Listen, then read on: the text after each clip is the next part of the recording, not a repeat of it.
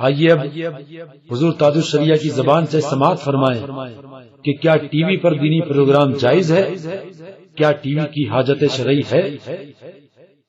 اصلاح معاشرہ کا ذریعہ آپ سمجھتے ہیں، میں یہ سمجھتا ہوں کہ یہ ٹی وی اور ویڈیو اصلاح معاشرہ کا ذریعہ نہیں، بلکہ یہ افساد مجتمع اور افساد معاشرہ کا بہت بڑا ذریعہ ہے، اور بد مذہبوں کی سرکوبی اور تبلیغ دین اس پر موقوف نہیں، نہ یہ ضرورت شرعیہ ہے۔ اور ٹی وی پر جو مذہبی پروگرام دکھایا جاتا ہے وہ دین کو تماشا بنانا ہے، مذہبی پروگرام جو ہے اس کے اوپر فلمانا اور اس کو دکھانا، یہ بالکل جو ہے سنیما کی شکل ہے۔ اور جس طور پر جو ہے مودودی نے سنیما کو جائز کیا تھا، آج اس دور کا عالمیہ یہ ہے کہ اہل سنت والجماعت اپنے آپ کو کہلوانے والے مودودی کے اس نظریے کو وہ قبول کر رہے ہیں اور دین کو تماشا بنا رہے ہیں۔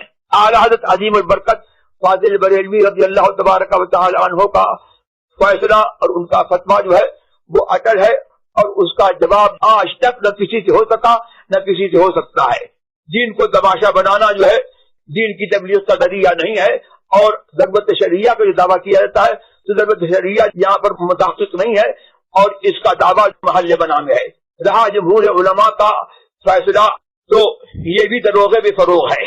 جمہور علماء کا اس پر اتفاق کیسے ہو سکتا ہے؟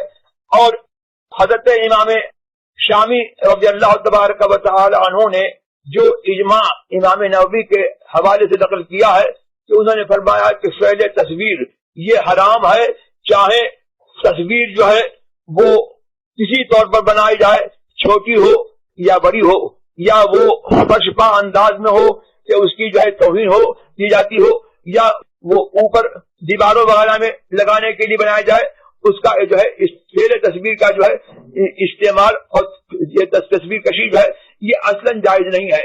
اس اجماع کا جواب جو ہے پہلے وہ لوگ جو جمہور علماء کا دعویٰ کرتے ہیں پہلے اس اجماع کا جو ہے جواب لے آئیں اور مجھے بتا دیں کہ اجماع متقدم جب تک آج تک حضرت امام شامی رضی اللہ تبارک تعالیٰ عنہ کے دور تک اور اعلیٰ حضرت کے دور تک جو اجماع ان لوگوں نے نقل کیا، اور وہ اجماع جو ہے وہ کیسے جو ہے آج کے علماء کیسے اس اجماع کو جو ہے اٹھا سکتے ہیں، اور جب وہ اجماع قائم ہے تو جمہور علماء کا جو ہے اس پر اتفاق ہو کیسے سکتا ہے؟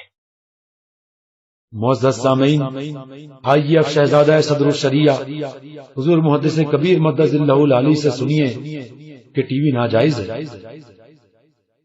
تصویروں کے بارے میں حدیث پاک جو معنن حد تواتر کو پہنچتی ہیں، جیسا کہ امام اہل سنت اعلیٰ حضرت فاضل بریلوی رضی اللہ تعالیٰ عنہ نے تحریر فرمایا، اور اس میں سے ایک حدیث یہ بھی ہے کہ ان اشد الناس عذابا یوم القیامت المصورون، تصویر کھینچنے والے قیامت کے دن سب سے زیادہ سخت عذاب میں ہوں گے۔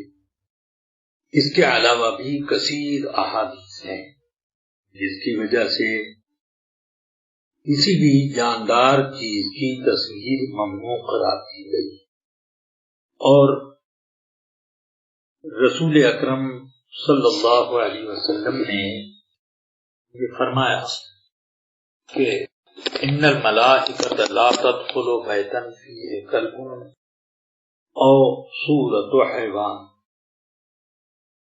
کہ کسی ایسے گھر میں فرشتے داخل ہی نہیں ہوتے جس گھر میں کہ کتا پالا گیا ہو یا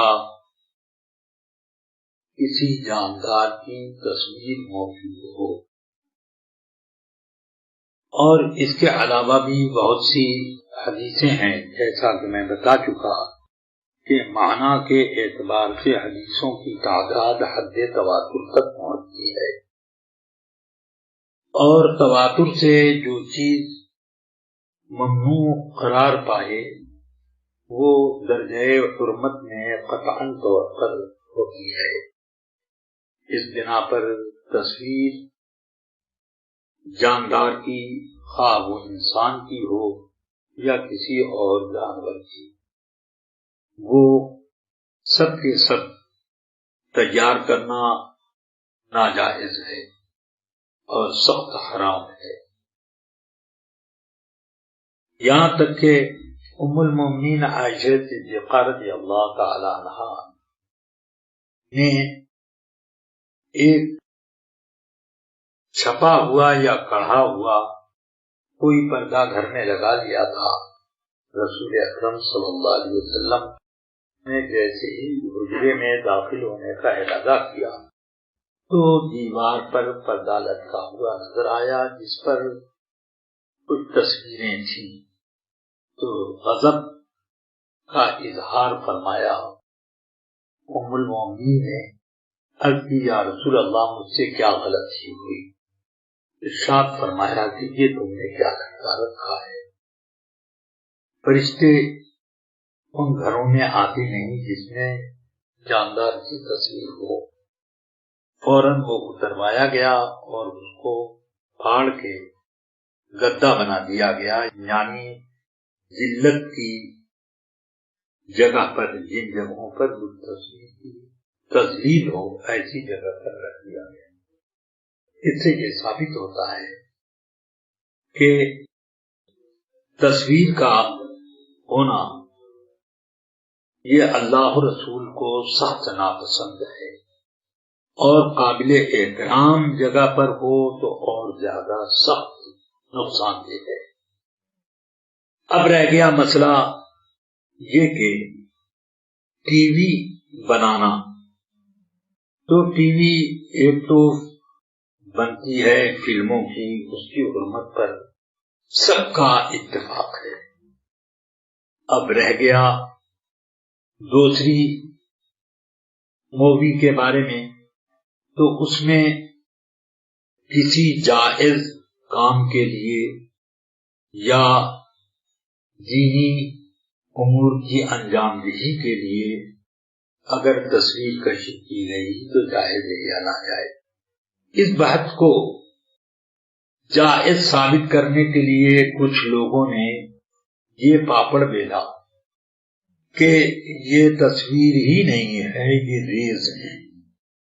حالانکہ جو چیز اس کیفیت میں ہو کہ اس میں صورت ممتاز ہو کر نظر آئے وہ تصویر ہے، چاہے وہ روشنی سے بنے یا روشنائی سے بنے۔ اس میں صرف اس بات کا دخل ہے کہ وہ نظر آنی چاہیے۔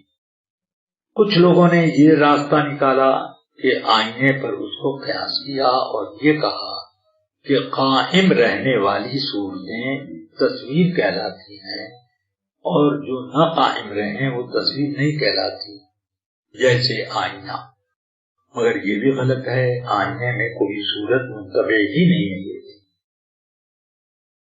ہر آدمی تحقیق نہیں بلکہ تھوڑے سے تجربے کے بعد آدمی یہ سمجھ سکتا ہے کہ آئینے کے اندر کوئی صورت منطبع نہیں ہوتی، بلکہ آئینہ سامنے ہو یا آڑا ترچھا، اس میں کچھ چیزیں محسوس ہوتی ہیں کہ نظر آ رہی، اور حقیقت یہ ہے کہ شعاع بصر جا کر ایک مخصوص زاویے سے پلٹتی ہے۔ چنانچہ ایک سطح پر آئینے کو اگر لگا دیا جائے اور اس آئینے کی محاذات سے ہٹ کر کے ایک طرف ایک آدمی کھڑا ہو جائے اور دوسری طرف اس کی محاذات سے ہٹ کر ایک دوسرا کھڑا ہو جائے، تو آئینے میں دونوں شخص اپنے مقابل کو تو دیکھ سکیں گے، خود اپنے آپ کو نہیں دیکھ پائیں گے۔ اگر اس میں کوئی تصویر چھپی ہوگی تو دونوں کو نظر آتے۔ حالانکہ ایک آدمی جب آئینے سے ترچھا ہو کر دیکھتا ہے اور زاویہ بدل دیتا ہے، اور دوسرا بالکل اس کے مقابلے میں وہ بھی دوسری جہت میں زاویہ بدل کر کے کھڑا ہوتا ہے تو یہ دونوں دوسرے کو دیکھتے ہیں، خود کو نہیں دیکھتے. یہ اس لیے وہاں پر تو کسی تصویر کے چھپنے کا سوال ہی نہیں پیدا ہوتا. علاوہ ازیں آئینے میں جب تک محاذات ہے اور محاذات ختم ہو گئی تو آدمی اس کو پیستا رہے، کوئی صورت نہیں بن سکتی. اور مووی میں یہ کیفیت ہے کہ سوئچ آن کیا، آف کیا، بار بار آپ کریں، یہاں تک کہ اس میں جن کی تصویر آئی وہ دنیا سے کود کر گیا، قبرستان میں دفن ہو گیا، مگر پھر بھی اس کی صورت اس میں نظر آتی، تو کیسے یہ کہا جائے کہ وہ قائم نہیں ہے؟ آخر اس کو کسی میموری کے اندر قائم تو رکھا گیا. اس لیے وہ بھی یہ دلیل بھی بوگس ہے، اور دونوں باتیں بالکل صحیح نہیں ہیں. حقیقت یہ ہے کہ جب صورت نظر آ رہی ہے اور وہ صورت آدمی کے یعنی جس کی صورت ہے اس صاحب صورت کی کہ حاضر غیر حاضر زندہ مردہ ہر حال میں وہ صورت نظر آتی ہے. تو اب یہ ٹی وی میں جو کچھ آئی تصویر یہ تصویر ہے، اور اس کو لوگ کہتے بھی ہیں یہ فلاں صاحب ہے، یہ فلاں صاحب، تو اس سے معلوم ہوتا ہے کہ یہ تصویر ہی ہے. اب اس کا معظم ہونا ایک مسئلہ رہ گیا. تو آدمی جب کسی چیز کو ذوق سے دیکھے گا تو یقیناً وہ اس کی تعظیم کر رہا. توہین نہ کرنا ہی یہ تعظیم ہے. تصویر ہوتی ہے اہانت کے لیے، جب اہانت کے بجائے آپ ذوق سے اس کی طرف توجہ کیے ہوئے ہیں، دیکھ رہے ہیں، تو اس کی تعظیم ہے. اور تصویر کی تعظیم بھی حرام جیسے بنانا حرام، اور دیکھنا بھی اسی لیے حرام کہ اگر دیکھی نہ جائے تو بنائی بھی نہیں جائے. کوئی بھی چیز بنتی ہے اسی وقت جب کہ اس کا ڈیمانڈ ہوتا ہے. تو دیکھنے والوں کے نزدیک اگر صورت کا ڈیمانڈ نہ ہو تو کوئی بنائے گا ہی نہیں. تو اس لیے دیکھنے کا بھی جرم وہی ہوا بنانے کے جرم کی طرح.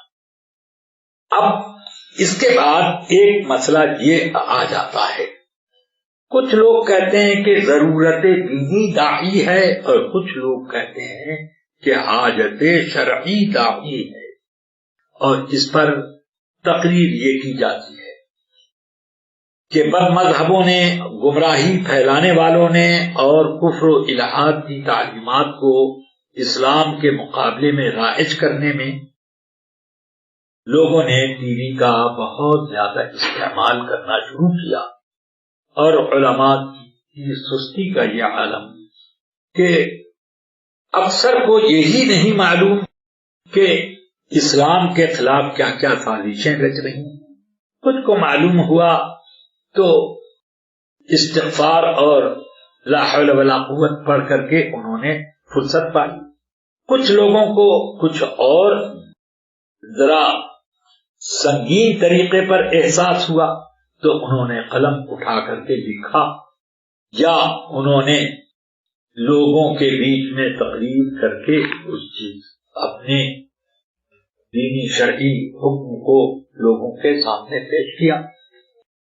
یہ کر دیا تو اس میں ایک محدود طبقے تک ہماری بات پہنچ سکتی ہے. اس لیے اب ایک ضرورت داعی ہو گئی کہ دین کا بچانا ہے، یا یہ کہ دین پر لوگوں کو عمل کرنا ہے. تو اس لیے یہ ضرورت یا حاجت پالی گئی.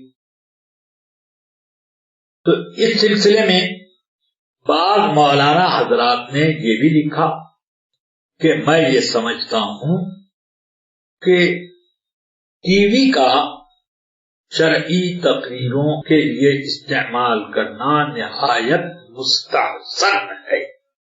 نہایت مستحسن، لفظ نہایت کے ساتھ جب مستحسن کہا تو اب تو یہی سمجھ میں آتا ہے کہ وہ یا تو عقیدہ قطعیہ کے اندر داخل ہے یا کم سے کم فرائض قطعیہ میں وہ آتا ہے کہ نہایت درجہ جب مستحسن ہے تو نہایت درجہ جو چیز مستحسن ہے وہ تو ایمان ہے. تو یہ گویا کہ ایمان کا جز ہو گیا. ٹی وی کا استعمال کرنا نہایت مستحسن، تو نہایت مستحسن تو ایمان ہے کہ اس سے زیادہ مستحسن آدمی کا کوئی عمل ہو ہی نہیں سکتا. تو نہایت مستحسن ہے تو یہ جزو ایمان ہوا ٹی وی کا استعمال.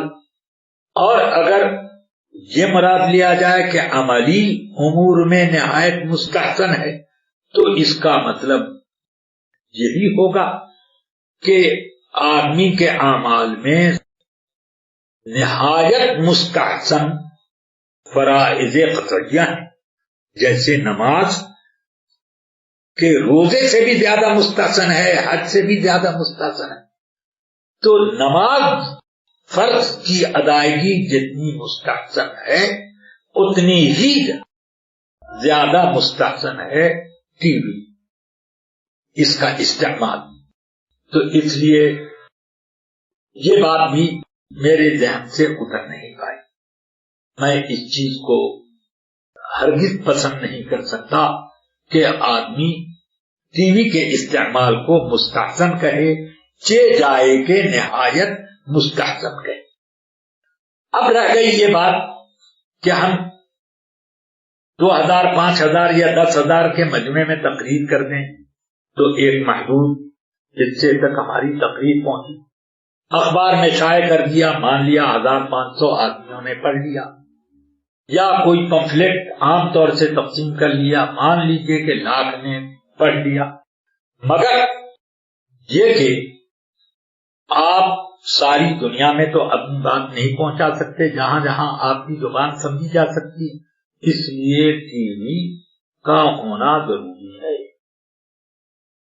اب یہاں پر صرف جائز کی بات انہوں نے لکھی، مگر میں کہتا ہوں کہ اگر اتنا اہم معاملہ ہے جیسے آپ نے اس کی تمیز باندھی تو اس کے اعتبار سے یہ تو فرض ہوا کہ دین کی اشاعت ہو ہی نہیں پا رہی، اس لیے اور دین کی اشاعت فرض ہے، لہذا ٹی وی کا استعمال فرض ہونا چاہیے. تو میں اب یہ پوچھنا چاہتا ہوں کہ تبلیغ آپ کی آواز سے ہوتی ہے یا صورت مقدسہ سے؟ اگر آواز سے ہوتی ہے تو اس وقت تصویر کا کوئی سوال نہ پیدا ہوا، اور اگر صورت سے ہوتی ہے تو پھر اب اس صورت کا جو استعمال ہوا تو میں نہیں سمجھتا کہ اس وقت آپ کو بولنے کی کوئی ضرورت ہو، صرف آپ اپنی تصویر شائع کرا دیجیے. اور اگر آپ یہ کہیں کہ نہیں صورت اور آواز دونوں مل کر اثر پیدا کرتے ہیں، یہ تیسری ایک شق نکالیں، تو اب اس میں یہ پوچھنا چاہتا ہوں کہ کیا بغیر تصویر کے، آپ کی تصویر کے بغیر آواز لوگوں کے کان تک نہیں پہنچ سکتی؟ اور لوگ آپ کے ہونٹ کی لذت لیں گے یا آپ کی آواز کی لذت لیں گے؟ کس چیز کا اثر لوگوں پر ہوگا؟ آج تو میں یہ دیکھتا ہوں کہ ٹی وی کا استعمال کچھ لوگ ممبر پر بھی کرتے ہیں اور خاص دعا کے لیے اس کو رکھتے ہیں. اس کا مطلب یہ ہے کہ آپ کے نظر میں وہ دعا سے زیادہ اس صورت کی تکریم مقصود ہے، حالانکہ صورت کی تکریم حرام، تصویر بنانا حرام، تصویر کو آن کرنا حرام، اور اس کو ممبر پر رکھنا حرام، اور لوگوں کو دکھانا حرام، اور اس میں پھر تعظیم کے لیے بلک بلک کر کے تصویر کو دیکھ دیکھ کر کے دعا کرتے رہنا، یہ تو میں سمجھتا ہوں کہ دعا کی نامقبولیت کے تمام اسباب کو پیدا کرنا ہے۔ جب فرشتے ہی نہیں آئیں گے تو دعا کو لے کے جائے گا کون قبول کروانے کے لیے؟ تو اس لیے میں یہ سمجھ رہا ہوں کہ ہم لوگوں نے جہاں تک اس سلسلے میں غور و خوض کیا اس نتیجے پہ پہنچے کہ ضرورت تو ضرورت رہی، حاجت تو حاجت رہی، زینت بھی اس بات کی مقتضی یہاں نہیں ہے کہ آدمی کو تصویر کے بغیر زینت نہ ملے یا اس کی بات کو زینت نہ ملے، بلکہ میں یہ سمجھتا ہوں کہ یہاں پر نہ کوئی ضرورت ہے نہ حاجت ہے۔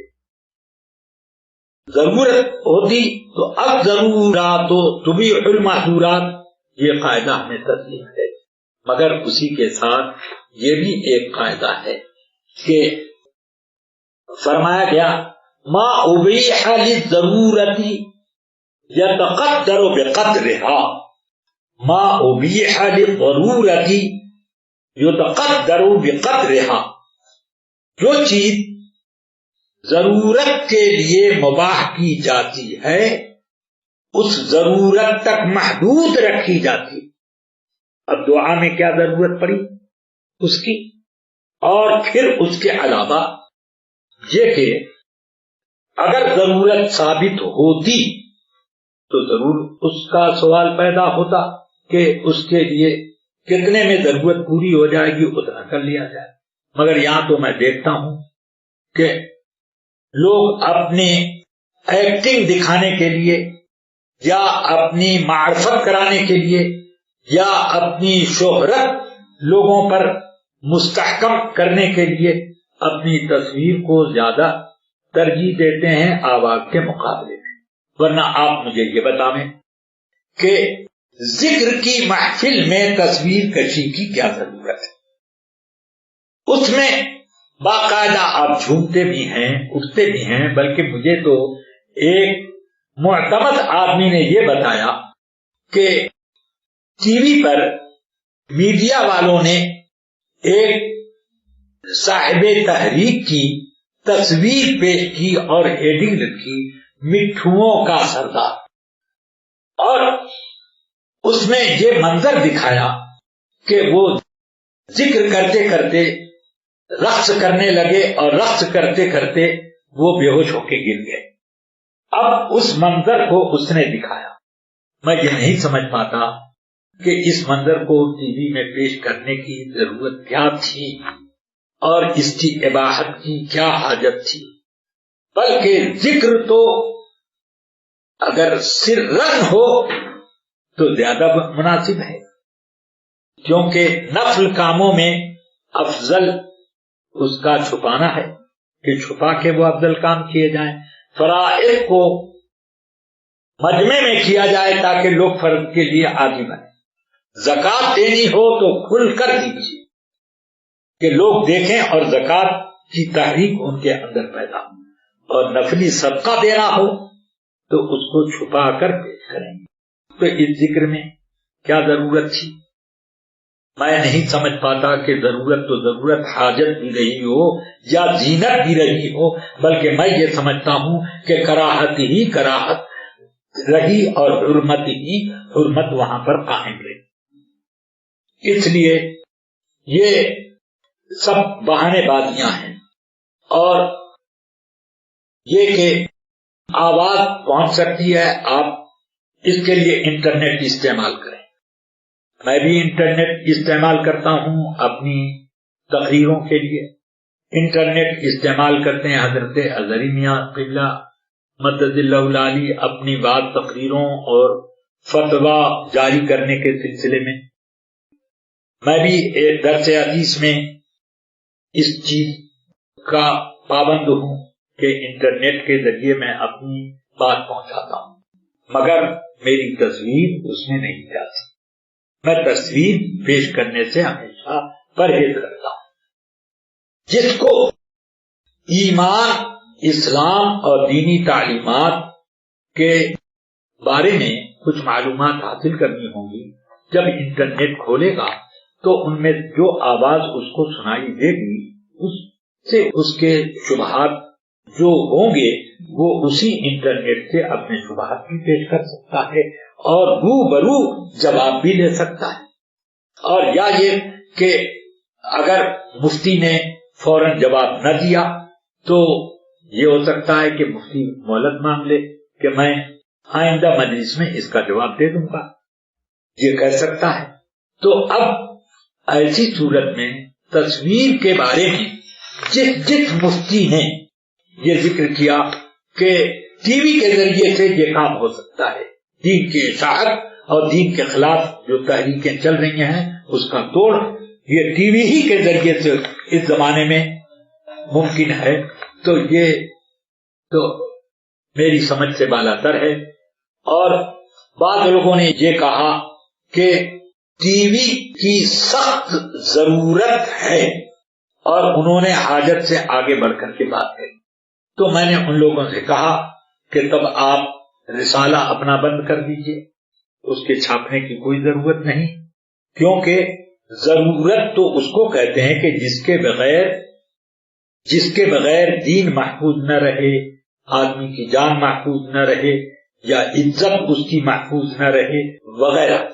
تو اب اگر یہ تصویر اور اس کے کیمرے اگر استعمال کرنا ایک ضرورت دینی ہے تو اس کا مطلب یہ ہوا کہ دین کا کام اس کے بغیر نہیں ہو سکتا.